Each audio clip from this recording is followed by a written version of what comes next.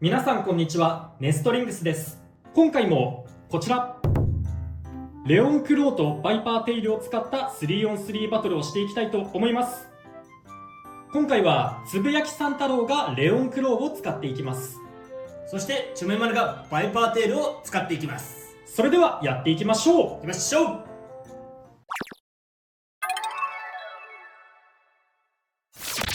それではシュートポジションを決めるじゃんけんをしていきましょう。最初はグー、じゃんけんぽい。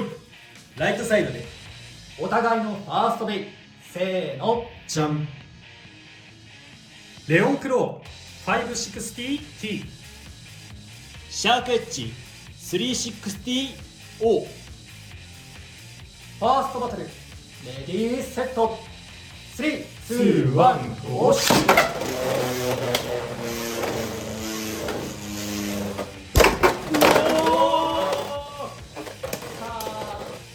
激しいアタックにはあったが、スピンフィニッシュ、シャークエッジに1ポイント。やった。いや、衝撃のぶつかりのスタミナの減り具合がやばかったな。やばかったね。やっぱりちょっとレオンクロー軽いかな。シャークエッジの攻撃力が規格外っていうのもあるとは思うけど、ただシャーク側もね、飛ばされて壁にぶつかってお互いにスタミナ削ってはいたね。多分こっちが負けたなと思ってたんだけど、最後多分オ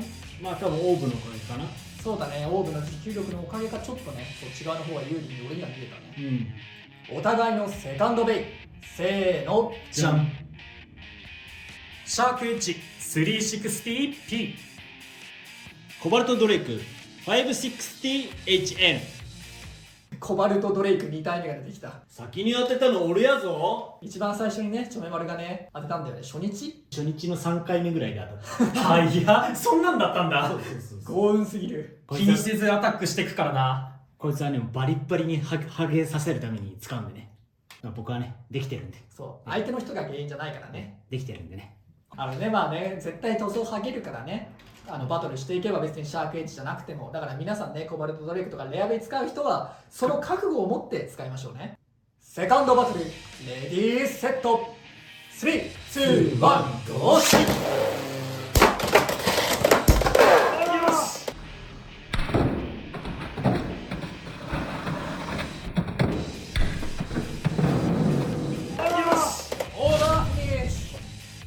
シャークエッジに2ポイント。やったぜ。いやー、エクストリームダッシュしたところをうまいこと絡んじゃったね。ナイス追撃。お互いのサードベイ、せーの、じゃん。ヘルズサイズ 460HN。 つぶやきさん太郎はコバルトドレイクとヘルズサイズも当たりました。嬉しい。バイパーテール 460T。サードバトル、レディーセット、3、2、1、ゴーシュ。さあ、中央でかまってくる。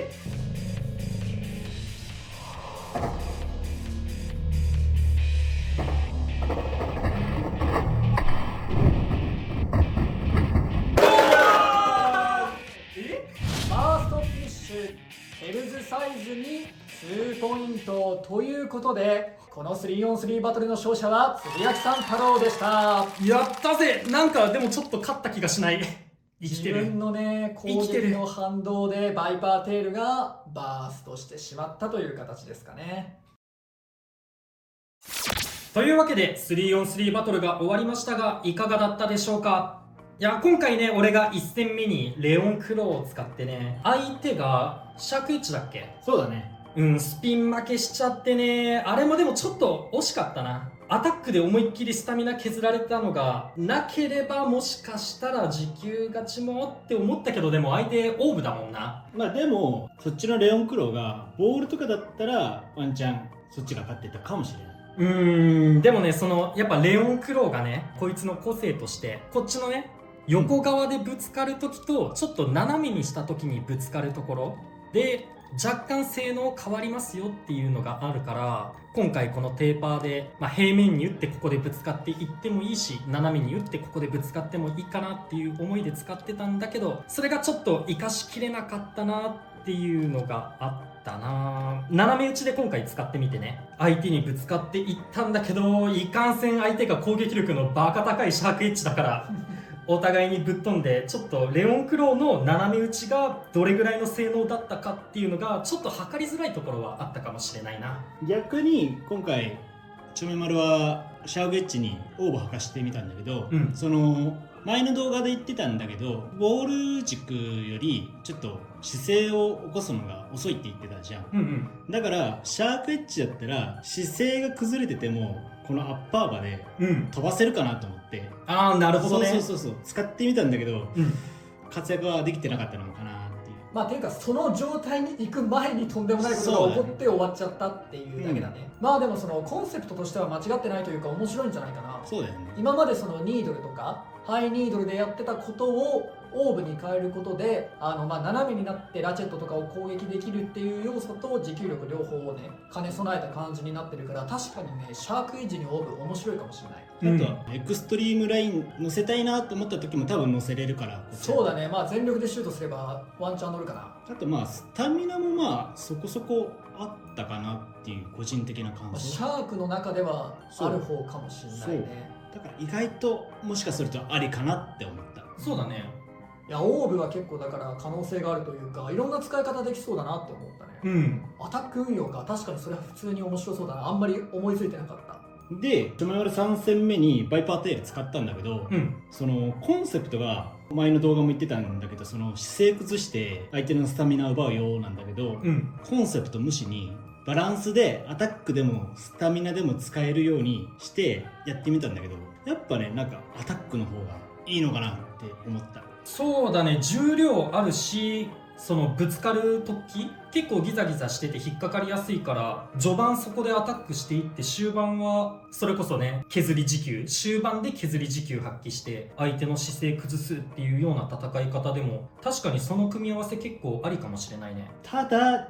なんだけど、現状アタックタイプっていうと一番アタック力があるこちらのシャークエッジがいます、ちょっと手に入れづらいかもしれないんですけど、このコバルトドレイクと、あとまあアタックタイプでもうちょっとバランス寄りのこのドランソード、この3機がいるからちょっとねバイパーテールを入れるか入れないかっていう難しいところ。そのアタック運用にしようとするとね、そのトップ3がなかなか超えられないっていうところは確かにあるね。そうなんだよね。であとコバルトドレイクを持ってなかったとしても、その枠をヘルズサイズに譲っちゃうっていうのがあって、ヘルズサイズもアタックっぽい運用にしてもいいから、3on3 っていう限られたスペースの中になると、ちょっと今んとこあんまり他のやつらをどかしてまで入るポテンシャルっていうのはあるかもしれないんだけど、今見えてないよね。そうなんだよね。もっとね相性のいいビットとかラチェットとかが出れば枠をね奪えるかもしれないんだけど、ちょっとね今はなかなか難しいかなって感じ。これはでもあくまでもアタックで運用する場合の話だから、もちろんねちょっと僕たちは難しいかなとは思っちゃってるけど、持久とか、あるいはディフェンスできるかわかんないけど、そういう感じの運用でするんだったら全然入る余地はあるかなとは思ってます。個性はあるからね。そうバイパーテイルにしかない個性がちゃんとあるから、そこを生かすことができれば全然デッキにも入ってくるかなとは思うね。結構さ姿勢崩しやすいっていうのが、欠点ではあるじゃん、バイパーテイルの。でもバイパーテイルって結構上面ゴツゴツしてるかなって今見ながら思ったんだけど、どうかな。だいぶゴツゴツしてる。こういうところがさゴツゴツしてんのだから、シャークエッジみたいに傾けてここでラチェットを狙っていくアタックタイプとかは今思ったけど面白そうだなと思った。そうね、結構引っかかるよここ、だからワンチャンその使い方は今適当にふと思いついた思いつきではあるけどあるかなと思った。その欠点を生かすっていう戦い方では、なしじゃないかなと思ったね。ディティール細かくてすごいよな。デザインがすごい。デザインがマジで好き。ここのね奥の方とかね、そうこのねバイパーテール、このクリアだとよくわかるんだけど、裏面がねこうやってハニカム状になってるというか、蛇の鱗っぽくなってるんだよね、マジでデザインが超いい。そうメタル部分もヘビっぽくてすごいディティール細かくていいし、その鱗部分もねめちゃめちゃこだわってるよねこれね。あと今回つぶやきさん太郎がレアベイゲットバトルで入手した金のヘルズサイズを使ってたんですけど、今回このヘルズサイズもねメタルコートがされているから若干、もうほんと若干普通のヘルズサイズより重めっていうところがあって、まあでも普通のでもいいかなとは思いつつ、もう細かい 0. 何グラムの数字にもこだわる人とかだったらこっちの方が強いかなっていうところはあります。そう、本当もう誤差レベル、趣味というか見た目が好きだったらこっち、別に全然普通の方でも OK ですっていう感じで、当たった時にこれ応募する時にさ、タカラトミーのページに行って注文するんだけど、その時にね、この金のヘルズサイズのタイトルのところ、商品名のところにアプリ点イベント限定みたいなことが書いてあってさ、なんかアプリだけ、レアベイゲットバトルだけじゃなさそうなんだよね。もしかしたら今後他の入手方法が出てくるのかもしれない。その貴重感というかレア度は保ってほしいなとは思いつつも、ただまあね、欲しい人に手に渡るようになるんだったらそれはそれでいいことだから、どうなってくんだろうね。まああとね、メタルコートがついてる方が重いっていうのはよくある話なんだけど、これバーストの頃から一緒なんだけどさ、あくまでもメタルコートを塗った個体が重かった時に通常の個体よりも重くなるから、その元となる個体がめちゃめちゃ軽い個体だった場合はメタルコートついててもついてないやつよりも軽いことがあったりするから、そのメタルコートついてるイコール絶対重いっていうのはちょっとそういうわけではないよってのを覚えておくとちょっと得するかも。今まだ使ってないけどノミズも当たってるんだよね。そう、今回さ、当たってない人にとってこんな話をするのは失礼かもしれないんですけど、当たりやすい気がする。バーストの時と比べたら全然確率違う気がするね。バーストの時と比べたらっていう枕言葉はいると思うけど、当たりやすくなってる気がして、なぜかっていうととても運のいいことに今回僕たちはゲストとして登場するアッシュ君含め4人とも全員当たったんですよ。コバルト・ドレイクはね。そう、コバルト・ドレイクは当たったんですよ、ありがたいことに。でバーストの頃はどうだったかっていうと、 3,4 年間ぐらいレアベイゲットバトルみたいなのに挑戦して景品も 3,4 回入れ替わって、当たったの1回だけ。つぶさんだけね。そう4人の中で1回だけ、しかも今のこの X に比べたらはるかに金額使ってるという、新商品出るたびに買ってね。そうなのに1回しか当たってなかったあの頃と比べてしまえば確かになんか当たりやすいかなっていうふうには感じるので、結構またね高額で転売されてる方とかいたりしますけど、そういうものには手を出さずにコツコツとねシュートジムとかでポイント貯めたりとか、商品を買ってスキャンしたりだとかして貯めていってご自身の手で当てるっていう方がやっぱりいいのかなと思います。そもそも転売禁止ですしね。コバルト・ドレイクは箱に書いてあると思うんですけど、